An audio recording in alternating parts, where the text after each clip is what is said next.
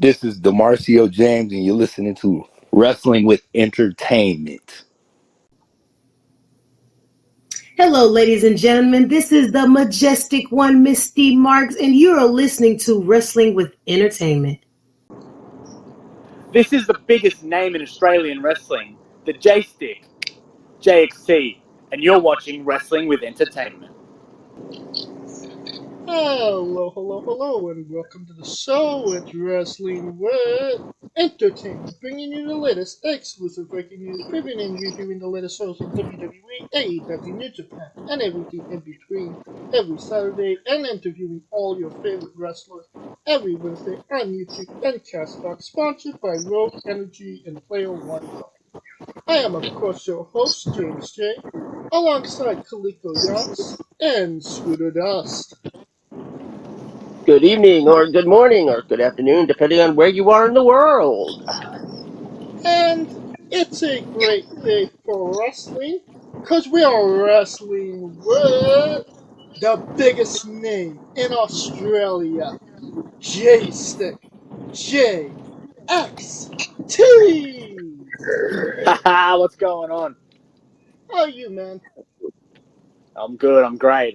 I'm busy, but busy's good. Busy means things are happening, which is awesome, even if I am down here in Australia. You know, you're absolutely right. Busy is fantastic. And how are you keeping busy right now? Between running the Relentless School of Pro Wrestling here in Melbourne, running our own promotion, Mayhem Pro, and myself trying to be a wrestler, on top of having to work a real job, I'm pretty bloody busy, I tell you what. And where can we find you on social media and some merchandise as well? At JXT, three letters, at JXT underscore official on Twitter, Instagram, and Facebook. For merch, you can go to wrestlermerch.com. I think I'll have a store on there. It's like pro wrestling tees, but for Australia. If you go to wrestlermerch.com and search JXT, I'll be right in the middle of it. And of course, you don't even have to look for it. All of it will be in the description of the video below, both on YouTube and Castbox. There you go. Yeah, so let's get into it. You work for Deathmatch Down Under. Can you tell us about your relationship with the company? Yeah, so Deathmatch Down Under started to middle of 2019. It sort of started happening, and then there was plans for it. I wasn't really initially factored into Deathmatch Down Under at the start, but I sort of pitched them an idea, and they went with it. And I was just sort of, all right, we'll give this a crack. And then slowly but surely, I think with a bit of my work ethic and I think it's my professionalism and the results on the board, more bookings kept coming. And now I'm almost on every show. And I'd like to say, I've wrestled for them more than I have any promotion in the last 2 years. During COVID, they've made made a lot of work to keep running shows, which has been awesome for me as a wrestler, like having shows to work for.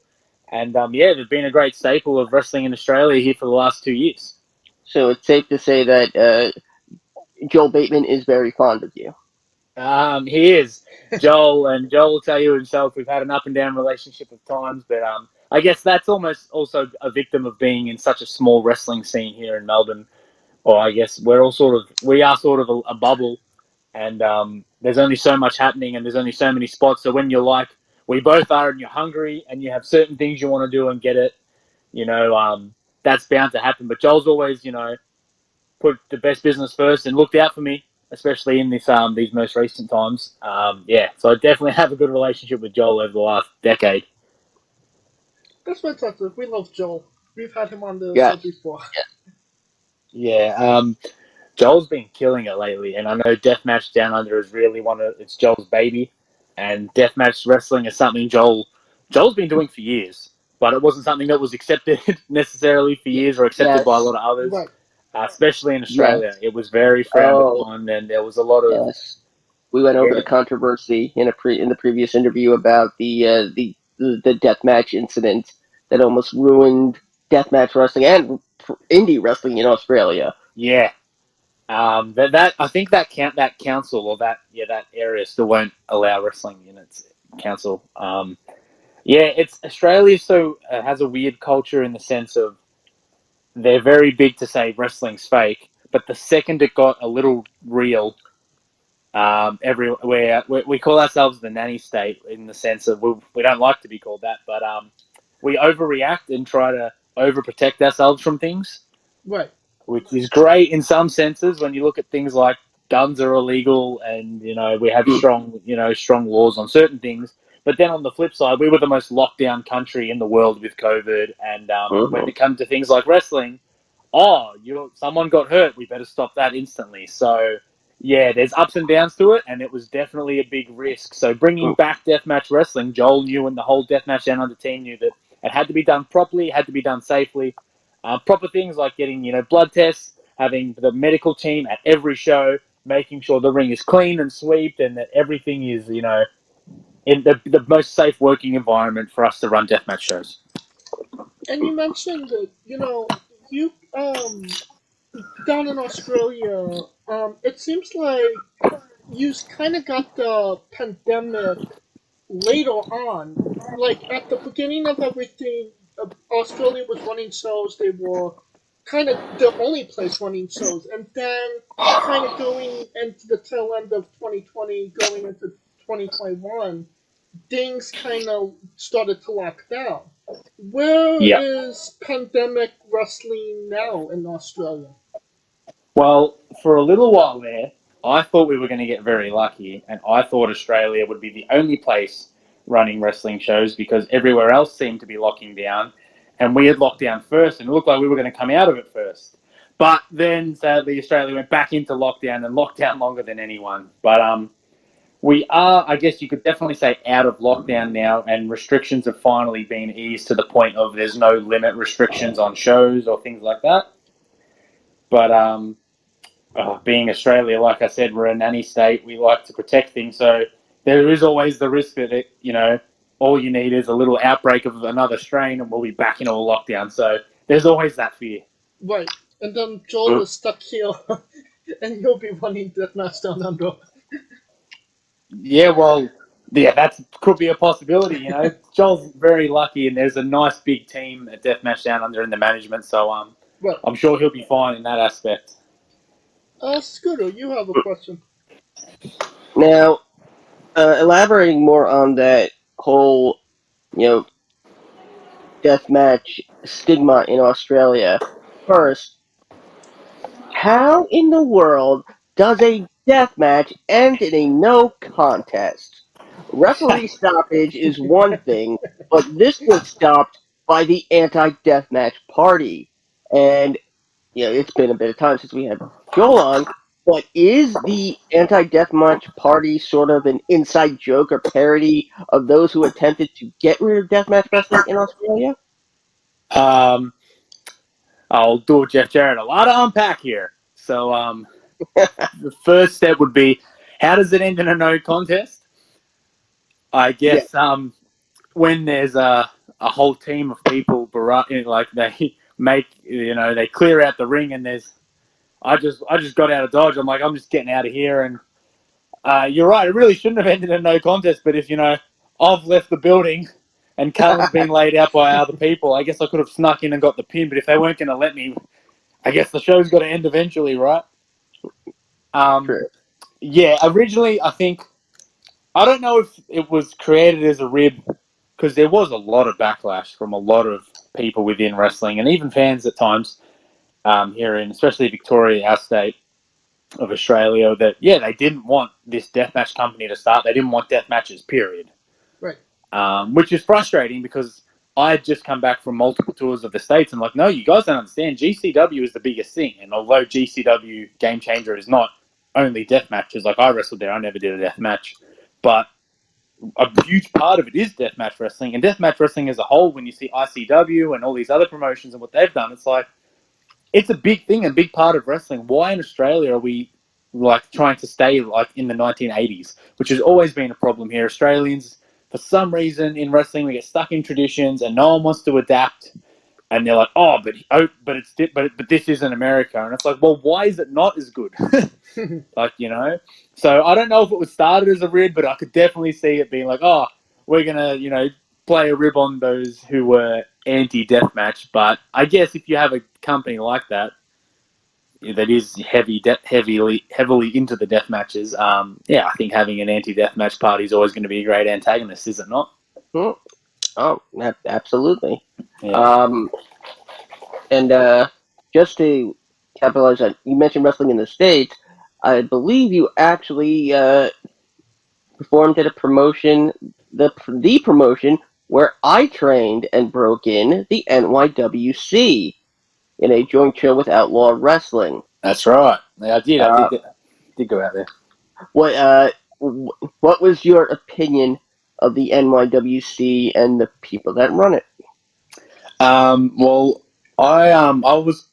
I knew Bull Dempsey or Bull James. Yes, Paul. Yep. From tours of Australia he did when he was out here, and it was always great to me. And I was out there working for a show for Crowbar, Devon Storm, yes. and Bull was there.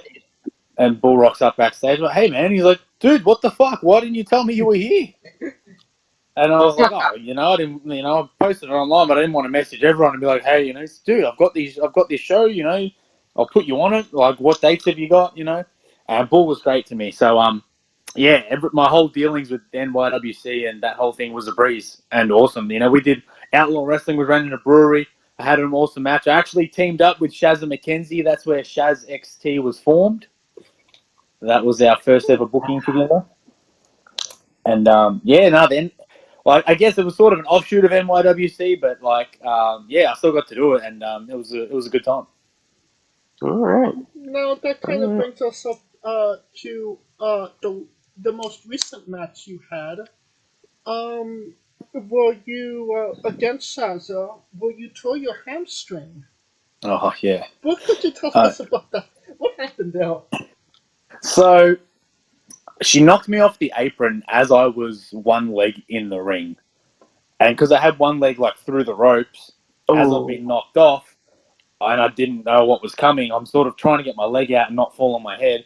And because it's a deathmatch promotion, we have tarp down because the venue we were in had very expensive carpet. Okay. So we had this full tarp down, and I normally bring a White Claw with me to the ring, and I drink it and spit it in the air. But because I was knocked, and because of the way I opened it, I'm never opening it and spraying it everywhere again. I'm only going to spray it from my mouth so it doesn't go everywhere. Because when I got knocked, the drink fell out of my hand as well. So there's all this White Claw on the top, and as I didn't know how to fall, and I'm trying to not get my leg caught in the ring, my legs land, and my left leg just slips forward on the drink. And my body attempts to do the splits, but I physically can't. Hence, my hamstring just tore, and I had a grade 2 tear. I actually went to the physio today, my third appointment since, and the rehab's going well. It's all coming along, and I'm going to make a full recovery. But the last 2 shows that I had to wrestle the last 2 weeks was definitely a struggle. But yeah, I'm a big believer in if you're not completely injured, you always make your dates, you work around your injuries, and you make it work. Even if you have to, might not have the most athletic match, you still give the fans everything, and you add to the story the best you can. So I've still been wrestling with it and doing what I can. But yeah, finishing that match with Shazza. It was the death match down under Malice at the Palace. I was proud of that, being able to finish it like that. I would say finish it. I would say start because that was literally the start of the match that happened. So Yeah. you tore your hamstring and then you have a full-fledged match after that. I can't imagine you wasn't in a lot of pain. Oh no, I was in a lot of pain. And you'll see me, especially right after it happens, I try to stand up and I can't. And then I try to stand on the second rope and I can't. And even when I gave Shazza a superplex and I had one leg on the top rope, and in my head I said, nah, just go from one leg on the second. You hurt yourself. And then in my head I said, fuck it, don't be a little bitch. And I put my foot on the top rope and went bang. But yeah, it was one of those things there wasn't a single spot I missed. I still did everything like I wanted to. Sure, I might have looked a little slower. I know I can tell when I watch it back, but I guess still gave it my all. I was sitting as deep as I could in the sharpshooter with a torn hamstring. So I was proud of being able to finish that and still give the fans everything in that match. And I noticed that your ring gear, Bret Hart inspired?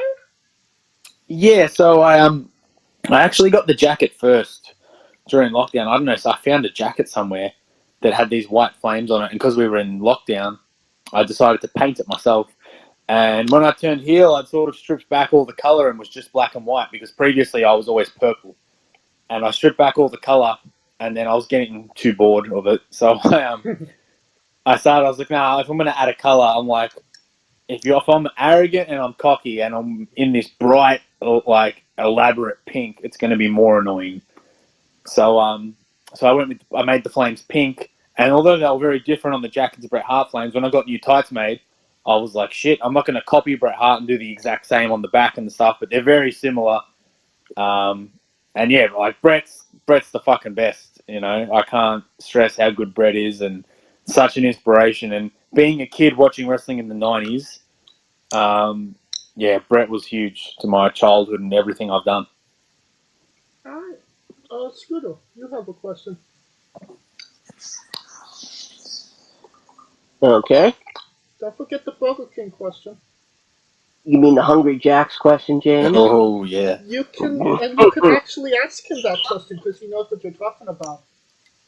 Oh. Ooh, there's a few Australian exclusive questions, and I know James wanted to ask this, so you know what, James, I think I'm gonna let you ask the question we were discussing before, and then I will follow up. Are we talking about the death match? Are we talking about Yeah. the wrestling figure death match? Oh yes. Could you tell us about the wrestling figure death match against Damian Rivers and just anything you could tell us about that match? Okay, so for those who are unaware, if you follow me on social media, I have a vlog on YouTube. I've always been. I'm a huge wrestling figure collector. Yes. Don't so much buy so many now. I only buy sort of throwbacks. I always say, like, I started wrestling in 2011, so that's when my being a fan sort of stops for me. So I don't sort of collect merchandise and stuff after then. But yeah, I have a huge wrestling figure collection, and so does Damian Rivers. So we had this idea for, like, because I was never a big deathmatch guy as it was. I'd always done hardcore matches and stuff, but nothing too crazy. But as you're in deathmatch down under, it's inevitable. If you're there every show, it's eventually going to happen, and I'm up for anything almost. So Right. I'll make it work for my realms. And we were like, all right, JXT, you're pretty well known that you have a massive wrestling figure collection, and so does Damien. Damien's is way bigger than mine, but I think I'm just more public about mine. And they always draw parallels. They're like, you're the Matt Cardona of Australia, as in the wrestling collection. You do a vlog. I do a YouTube show. I always get introduced to with my followers. I think I would say I'm the biggest name in Australian wrestling, but like my followers is one of the biggest of the Australian wrestlers, as in like my Instagram followers. So it was the parallels between myself in Australia and Cardona and WWE, or now the Indies, I guess, were very similar. I mean, on a much smaller scale, obviously. So there was a lot of that about it, and we were like, well, you two are big wrestling figure guys. Like, what would, like, the only thing that would lure JXT into a death match would be if someone would say that they had a better wrestling figure collection than you, or they were the better collector. So the idea was that JXT is so full of himself that if you dare say that he has a lesser wrestling figure collection, or he's not as good as a collector, he will fight you in the ultimate match for wrestling figure supremacy, the wrestling figure death match. And yeah, that's how that came about. And you can watch it for free on YouTube if you actually look at it. Yes, and I highly recommend that match. And obviously, it was for the wrestling figure belt as well. Yeah, that's another thing. The wrestling figure collecting championship, which was another toy, but like it all just added, you know, because I think deathmatch down under, especially that time, had been very like, this is serious death matches, and a lot of the naysayers would be like, oh, it's garbage wrestling. It's like, well, I'm going to take this a different route. We're going to have a death match that's very serious, but it's also going to be about something comical, like a wrestling figure collecting title, which is a toy belt. Yes. And the match started off with us trying to rummage through the figures, and then we were having a trade-off with the figures, punching each other in our hands. But then it got real serious real quick, you know. He tried to put cling wrap around my mouth. I smashed light tubes over his head. He powerbombed me through light tubes. We slammed each other on the figures. So it really told that story of, hey, this is also a fun show, but it's going to get serious as well. So I'm pretty proud of that one as well. One of my personal favorite parts of that match was you channeling your inner Hulk Hogan with the figure. And just doing That's the right. I grabbed whole... the big LJN Hogan and I did a big leg drop with him under my leg. Yeah. But if anyone had those LJN figures, they're big rubber blocks. They're rock solid. So taking a leg drop with one of them, far out. I can't believe he kicked out. Really, those are like blocks. They could really do some damage to those figures. Yeah, big time they could. That's why I was surprised he kicked out. I had the Ricky Steamboat and the Andre the Giant one. Oh, the Andre was huge. Yes. How Junkyard Dog. But, yes, that leads me to these follow-ups. I had a big figure collection. I've since passed it down to my nephew, but I had one that I consider the crown jewel of my collection. What would you say is the rarest figure in your collection? oh, great question. I have a lot of the ringside exclusive Mattel, like NWO figures, like the Macho Man Wolfpack, the Sting Wolfpack, the Scott Hall Hollywood. But I have a few WCW Toy Biz figures from Series 1, the Smash and Slams in the box. Ooh. And I have the Black Pants DDP variant in the small packaging, which is a little hard to find. I also have the KB Toys exclusive Goldberg, which has a KB Toys exclusive singlet and a big-ass dumbbell that's apparently from an X-Men figure.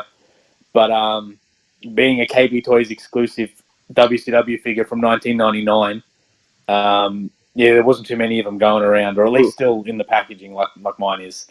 But they're probably my rarest ones. I'm not a big spender. Like, I try and keep my collecting habit addiction quite cheap. But yeah, definitely my Smash and Slam mint on card collection is something I'm pretty proud of. My crown jewels were the Galoob, Jerry Sags, and Ric Flair with the purple tights. Mm-hmm. The vibrating giant. You push the button on the side, it would vibrate. Oh, I know about the vibrators, don't you worry. But probably most of all, and that one I don't think a lot of people know even existed, was a Jack Specific Ultimate Warrior from '96. Oh, is this the Green Trunks one? Because I've got one of those too, and it's pretty cool. Yeah, it's that like aquamarine almost. Nah, so there's the aqua blue one is coming, I think Series 1 or 2, Series 2, Bone Crunchers. But there was a Green Trunks one that came in a Toys R Us exclusive box set. Yeah, this was not a Bone Cruncher. This was before the Bone Crunchers. Was it the statue? No. Oh God, it had Warrior in that set. Brett, Sean.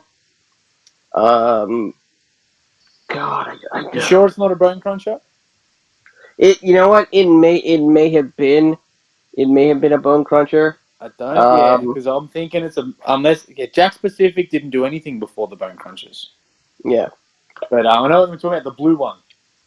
I think there's a Bone Cruncher of the Rock. And you twist his arm and it says, "Oh, you're breaking the Rock's arm. Oh, you're breaking the Rock's." You might be talking about those back talking slammers or something. Yeah, those were a lot of fun. I just remember. Yeah. No, I don't feel like I have any ones that are like really significant. I have Shawn Michaels in the Hulk Hogan deal from that skit he did from the. That's really, when he's all dressed up. Yeah, I have one of those. I have Gorilla Monsoon and Bobby Heenan from the Mattel collection. I have all the original Mattel, the first release ones. So, not really, like, I have a Crown Jewel one, but I have a massive collection of figures right now. No, I feel you. I'm always looking to downsize. I'm started selling some at shows at the merch table. That's actually pretty cool. Buying a wrestling figure from a wrestler. Yeah. Plus, I think when you're at a show, people are more inclined to be like they're at a show, they're in the mood for wrestling. I think they'll be more inclined to be like, oh wow, like and they can buy wrestling figures. They're more introduced to it, you know. Yeah. Yeah. I once bought a shirt from somebody I didn't realize who turned out to be Damien Demento at an NYWC show. Oh, there you go. So, yep. Yeah, I get that feeling. Yep. Well, I don't know if you guys are in the like New York, New Jersey area. I'm Yep, pretty there's sure he might be the angry with rest. me for saying this. He kayfabes it, but selling wrestling figures often with a stall at the at local indie shows is ECW's Roadkill. But he will sometimes Yeah, kayfabe that he is Roadkill. yes. And there's also the Wrestling Universe Yes, run of by course. Jack Sabbath, who is quite well used to be quite well known on the indie scene when he used to run shows. Now he just runs the store. Yeah, yeah, he runs a great stall. Can you tell us about JXTV? So, again, being in Australia, I think I can't even remember when I started. I think it was about 7 years ago now. Just getting your name out there when I was young, like starting, like being in Australia, we the amount of shows I've wrestled on that weren't even filmed, let alone have been filmed and the footage gone nowhere, used to piss me off. Like I would wrestle every second week, and it wouldn't go on YouTube, it wouldn't be online for anyone to watch. Now, luckily, DMDU's on IWTV. I know my promotion, Mayhem Pro. I'm going home to edit the footage tonight. We put our full shows on YouTube for free because I just want my students to be able to show their friends, to show people, or to send it to promoters, or even if they want to go to WWE or New Japan or AEW, they can send footage of their match. Be like, here's the YouTube link, here's my match. Whereas when I started in Australia, they were selling. You were lucky if if the DVDs were available at the show. They would film them, and it would be hidden on the promoter's computer, and they wouldn't let anyone have the footage because they own it, and no one would see it. So I started JXTV as a way. A few independent wrestlers at the time were doing it. It was a bit before being the elite, but like doing vlogs was like a thing. So I was like, cool, and I jumped on it, and it was just a way to be like, hey, get myself out there, get more eyeballs on who I am. And yeah, I'll just start vlogging my show days. The first ones are a bit rough, but I recently did a best of the first 100 episodes, and I did it like a best of. It goes for like an hour. It took me ages, but I was in lockdown with nothing to do, and it was a good retrospective of my career and sort of things that had happened over time. It probably got me in more trouble than it didn't, because promoters again would be like, "Don't film at my show. Why are you filming? You're using our footage on your show." I'm like, "No, I filmed everything on my phone." But like, that was Australia not progressing, I guess. But yeah, it started as a way to get my name out there and connect with fans, and I think it still does that to this day. So I would think that promoters would kind of, if you have a following and you're on their show, then isn't that good exposure for their show as well? well, yeah, the smart promoters that understood would, and I'll have often some promoters be like, "Hey, I want to fly you in. I want to put you on my show. And as part of the deal, can you do a JXTV as part of your trip?" And I'm like, "Yeah, Ah, of course." Which is great. It's a great selling point for me. Which yeah, a smart promoter would. It's like, why would a promoter not capitalize on extra exposure? It makes no sense. But we had some old time promoters, or even just promoters over here in Australia, that just didn't understand the business. We still have that. They run shows that don't go online, and no one can ever watch them. But they would be like, "Oh, we own the footage on this show, so you can't film at the show." And it's like, this is a TV taping for something that never went on TV. So yeah, I just remember a lot of crap like that. But luckily now I'm in a position, I guess, where I can pick and choose where I wrestle. And if some promoter is going to be like that, I can just tell them to go stick it. and Scooter, you have a follow-up question pertaining to social media and whatnot. Yes. Now, you put a lot into your social media presence, more so than I think we've seen in any of the guests we've had here on Wrestling With. How Mm-hmm. important do you think it is that talent making their way through the business today, in today's day and age, be in the know about social media and its impact on their career. Yeah, well, it's funny when people say to me, "Oh, like you just said, which is a compliment. You put more effort into your social media game than anyone else we have." Like to me, I think I should be doing more. Like what I'm doing, I think should be the standard. Everyone should be doing that because if you're out of sight, you're out of mind, and if people aren't thinking of you, and promoters aren't seeing what you're doing, and other wrestlers aren't seeing what you're doing, and fans aren't seeing what you're doing, no one cares because no one sees it. So as a local, like as an independent wrestler, especially again being in Australia, trying to build a following and to get recognised, to try and make a living of this in some form, you need to get your name out there. And I always tell my students at the Relentless School of Pro Wrestling coming in, I'm like, if you don't have Twitter, you're not a pro wrestler. Sorry. That's my opinion. But our other trainers have a different opinion, and I think that's what is one of the best things of our school is what JXT says isn't everything you have to do. You can pick and choose which bits and take different advice from different trainers, which is great. But yeah, I'm big on that. Like, you need to have social media. You need to have a strong presence. And if a promoter Googles you, whether it be Vince McMahon or fucking the local promoter at a festival, they should Google you or search you on Twitter or search you on Instagram, and they should be able to get a snapshot of who you are and what you're about. And like I think, like you guys said about the JXTV adding exposure and adding a following to a show, it's the same as someone's social media. When we promote shows, when it's between choosing talent A or talent B on who to book, I go, all right, who has the most followers? Because if one person doesn't use their social media and one person has 1,000 followers, well, then 1,000 people are going to see him being announced on the show, and the other wrestler's not going to have anything.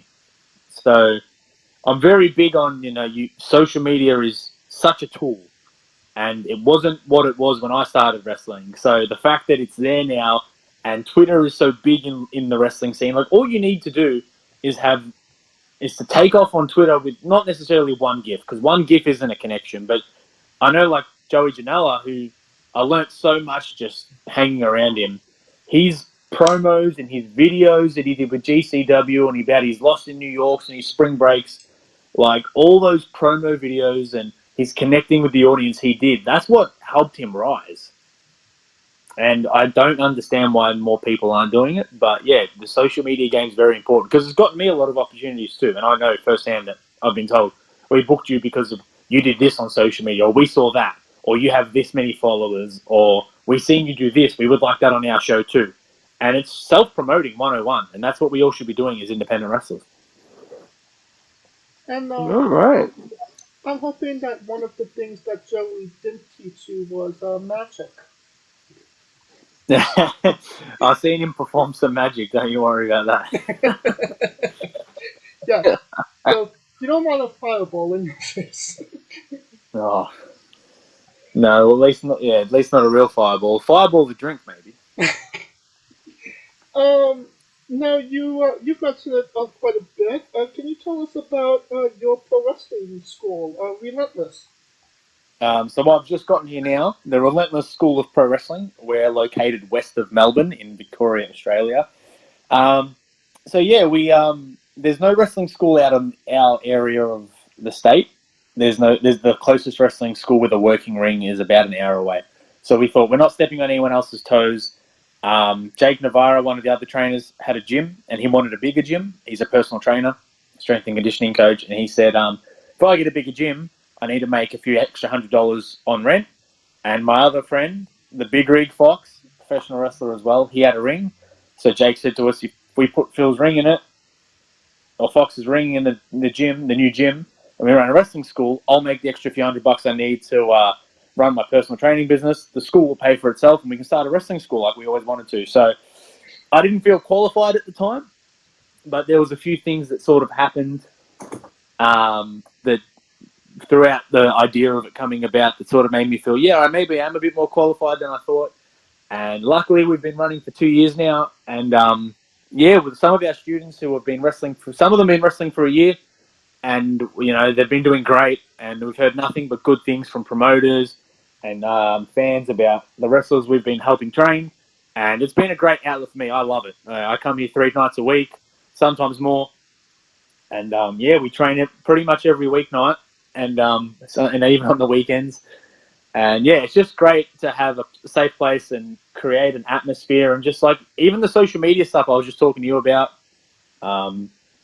like just teaching that to people, because like I might not go any further in wrestling. Like this might be as far as I go. So I always tell our students, learn from my mistakes so you don't have to make them, and then take everything I know and add to it, because then it might help more Australians locally where I am make it better, but make wrestling better, because our whole goal is to make wrestling where we live, which is here in Victoria, Australia, make wrestling where we live better. So if we can help train people, help give people more skills, and help people refine their wrestling, and help put on shows and lead by example, then we're leaving wrestling in a better place than it was when we found it, which is the goal. And what's a couple of names from your school that we should be looking out for? Big Dude Energy is a tag team here in Australia. They've been on Deathmatch Down Under a fair bit. Big Dave and Ricky Gilmore have been quite... they've taken the local wrestling scene by storm here in Australia and been doing really well. James Bolton is another one. Bruce Buchanan's been doing really well. Broderick Valentine and Natasha Valentine. Although they didn't start wrestling with us, the second our school opened, they moved over, and we've been helping them refine. Again, we didn't train them from scratch. We just, helped refine them and taught them some things we know. And yeah, there's a couple of the names. You can find most of them on DMDU and especially on Mayhem Pro. All right. Now, Scooter, you have 2 questions that's exclusively for Australians from Australia. Yes. So I ask all of our Australian guests, are you familiar with a comedian named Isaac Butterfield? The name rings a bell, but I don't. If I saw him down the street, I wouldn't recognize him. Okay, so we can skip that. I'll apologise. My pop culture in general is very poor. I don't watch many movies, and when people always ask, "How don't you know this person? How haven't you seen this movie?" I'm like, "Well, I watch wrestling." No worries whatsoever. And of course, Burger King here in the States is not Burger King down in Australia, because it's not. It's Hungry Jack's. Yep. Yeah, Hungry Jack's, man.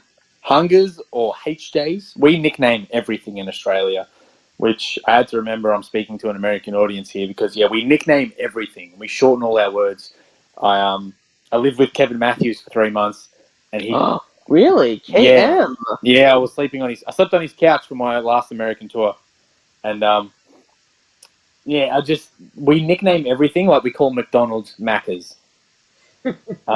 So everything I would shorten. He'd be like, "Yo, what the fuck is that? Like, what are you saying?"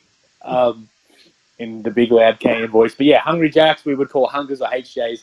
So I tried Burger King when I was in the States. When I was a kid, we did have some Burger Kings, but Burger King and Hungry Jacks were the same. But some franchises were Burger King, some were Hungry Jacks. Now they're all Hungry Jacks. But I tried Burger King many times when I was in the States, and yep, they had the Whopper. It tastes the exact same as it is in Australia. We have a few different menu items, but all franchises were like that. But yeah, literally Burger King in Australia is Hungry Jack's, and it tastes very similar. All right. And there was one more, Shooter? God. Oh, what do you think is the proper ratio of Vegemite to toast on toast? There you go. I made KM try this as well, and he was like, "What the fuck is that?" So it's the trick is always when you meet someone not from Australia, you tell them to put a lot of Vegemite on, and then they take a bite, and they're like, because it's full of salt. But you want to have a nice even spread, so it's not a thick layer, it's not even a thin layer. It's almost like you can almost see the butter underneath it still a little bit. It's got to be like a really scarce layer, so that you can just taste the Vegemite, because Vegemite is strong. But fuck me, I took Vegemite with me to the States every time because I love my Vegemite on toast. Yes. The good stuff. Controversial question. Pineapple on pizza, what's your stance? I don't mind it. We have a flavor of pizza called Hawaiian. Do you have Hawaiian pizzas? Yes, we do. Which is, for us, is ham, tomato paste, cheese, and pineapple. Yep. I love it. I'll eat a Hawaiian every day of the week. But I used to always get my my pizzas with pineapple on them, but then I found the pineapple flavor is too strong. It takes over the rest of the pizza. So, although, yes, I'm all for pineapple on pizza, if I have my preference, I don't have it. But I'm not against it. What's your spirit Pokemon? What's my spirit Pokemon? Yes. Holy shit. My favorite Pokemon was always Snorlax, but I hate sleeping, so that's definitely not it. Shit, I don't know. What's a, like, Madman, like Mark Merrow? What's a Wild Man? What's a Pokemon like that? Oh, I know. Oh, God. There is one like Mark Merrow, but I can't remember his name. Oh, like the boxing one? Oh, yeah, so like Hitmonchan or Hitmonlee? Yeah, but I'm sure, like something that's just erratic. Like I'm constantly on the go, I don't stop. Like Machamp or Machoke? Yeah, but one of the ones that are specifically like wrestlers? No, what's the little kickboxing? It's like a kickboxing dude, but he's not real muscular. I think I think that's Hitmonlee. Hitmonlee, yeah, maybe Hitmonlee. One that's named after Bruce Lee. Yeah. That's it. There you go. There you go. But yeah. What is a match that people should go out of their way to see that shows off what JXT is all about? I'm one of those, like, you're always as good as your last match, so I'm always trying to keep it current and recent. But it's not available on YouTube. It is on IWTV, though. My match with Shazza McKenzie from DMDU Roll On, it's called. I feel like we nailed it. It was a great match. Didn't have a torn hamstring. Yeah, it was the first match of this year. It was in February, I think. But yeah, Deathmatch Down Under Roll On. There's a match with Shazza McKenzie I fucking love. There's a really old match I had with Will Ospreay that I still love to this day. That's for free on YouTube. There's a JXT and Solo Darling match from Beyond Wrestling on YouTube, which I'm pretty proud of as well. But yeah, if you're definitely looking for a current and recent JXT match to show everything that I'm about, definitely Deathmatch Down Under Roll On IWTV, JXT and Shazza McKenzie. That's the one I'd show people. Alright, and the Will Ospreay and the Solo Darling match, we'll put it in the description of the video below, but on YouTube and Castbox, so people could go check it out after this interview if they haven't already. Awesome. Alright, and since we're nearing the conclusion of this interview, we are wrestling with the 8 questions of doom. Dun, dun, dun. This is our no actual doom to be incurred. This is our speed round, our bonus round, the round where we see who you really are. Are you ready? All right. So do I get one-word answers, or can I? However you'd like to answer that. Okay. Excluding yourself, greatest wrestler of all time. Stone Cold Steve Austin. Worst wrestler. Oh, jeez. That's the response everyone gives. What's that big dude that tried to punch Antonio Inoki in the back of the head heaps of times? And Inoki kicks the shit out of him, that dude. I know who you're talking about, but I can't remember his name. I can't remember his name. That's how shitty he is. Yeah, him. Oh. Or the dude that punched New Jack in the face and New Jack stabbed him, that dude. Oh, Mass Transit? No. No, not Mass Transit. The other dude. The dude that just started punching Jack in the face. Oh. Wow. Sorry. You're still being subtle with this trivia here. And that's something to say. Yeah. Student of the game. Student of the game. You're main eventing WrestleMania for the World Championship. Who is your opponent? Oh, Hollywood Hulk Hogan. Too sweet.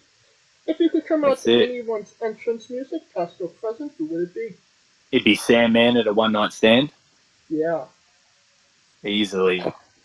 Finish the sentence. Kayfabe is...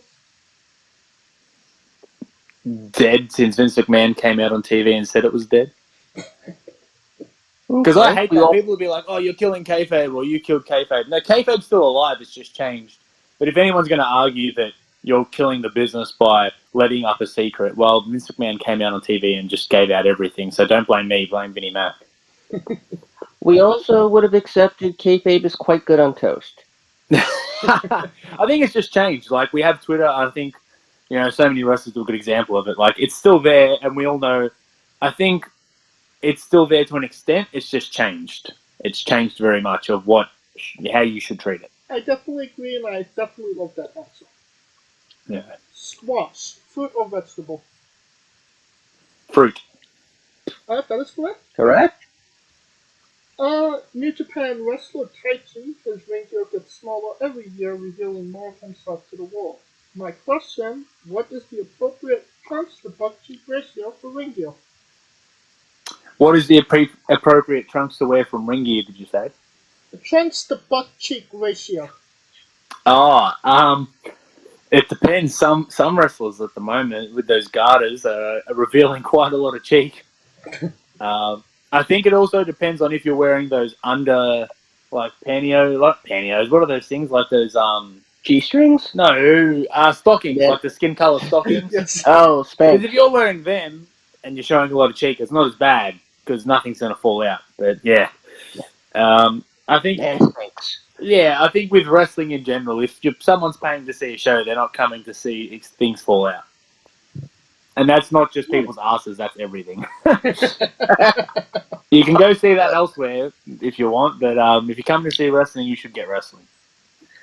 And the last question, the main event, the thing everybody wants to know. Have you ever had a conversation with a stranger in a supermarket about Darby Allin? About Darby Allin, Yes. no. Sadly, AEW isn't on TV in Australia. It's on Toonami. Sorry? It's on Toonami. And No, it's not. It's not on TV in Australia. I thought it was So you can watch it. You can watch it on Fight TV. But like, you have to know about it and go find it. Like, a local Australian isn't flicking the channels even on cable and finding AEW. So sadly, the AEW reach in Australia isn't what it is. Obviously, your diehard wrestling fans know it, but yeah. Either Tony, way, get on that that. is the correct answer. Thank you so much for coming on and doing this with us, JXT. Nah, thanks for having me. It's been a blast, and yeah, I love being on, and I always love clashing the cultures from all the way down here in Australia. We love it too. We don't get nearly as many people from around the world on as we'd like to, but it's always fun when we actually do. Well, we've had our fair share of Australian guests, so. Oh, for sure. Could you tell us where we can find you on social media and everything that we need to know about JXT? Okay, so if you want to follow me or just know what I'm doing, check out at JXT_official. 3 letters, JXT. I'm on Twitter, I'm on Instagram, I'm on Facebook, and like you guys said, I'm posting all the time, and my social media game's pretty strong. I'm posting as much as I can, so you can see what I'm about, what I'm doing. I also, obviously, like you said, run a wrestling school here in Melbourne, the Relentless School of Pro Wrestling. They're at Relentless_SPW for School of Pro Wrestling. If you want to be a wrestler and you live in Australia, message me, message the school, and there is no tryout. Once you sign up and you rock up to your first session, we will get you started straight away. And if you also want to check out a show in Victoria, which will feature me, obviously Deathmatch Down Under, or my own promotion that we run here, Mayhem Pro, which is at Mayhem Pro _. Between Mayhem Pro and Deathmatch Down Under, I'll be wrestling for Gippsland Pro Wrestling and Future Wrestling Australia currently. So check them out as well. And if you want some merch, wrestlermerch.com, and find JXT on there. It is very much like pro wrestling tees, but for Australians. And yeah, I've got a store on there. There's a bunch of different shirts you can buy. And yeah, help support me so I don't have to work a real job. Or as I like to call it, my mark job.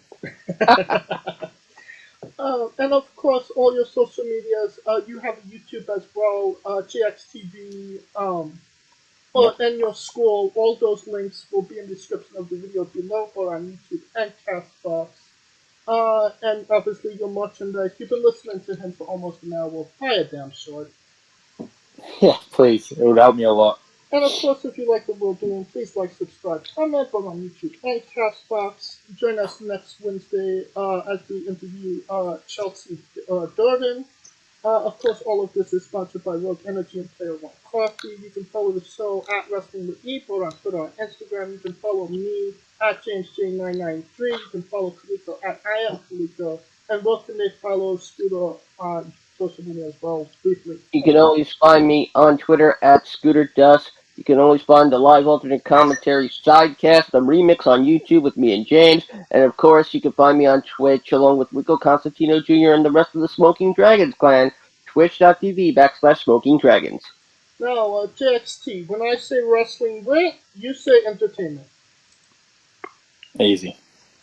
For our very special guest, JXT, Kaliko Yacht, Scooter Dust, I'm James J, and this has been Wrestling with Entertainment. Hey guys, this is Brutal Bob Evans from Hangs with Bob Seminars and TheWrestleLife.com, and you are listening to Wrestling with Entertainment, one of my favorite podcasts in the whole wide world. Hey folks, this is the Colossal Mike Law, and you are listening to Wrestling with Entertainment. Enjoy the show, support these guys. We appreciate it very much. We'll see you at ringside.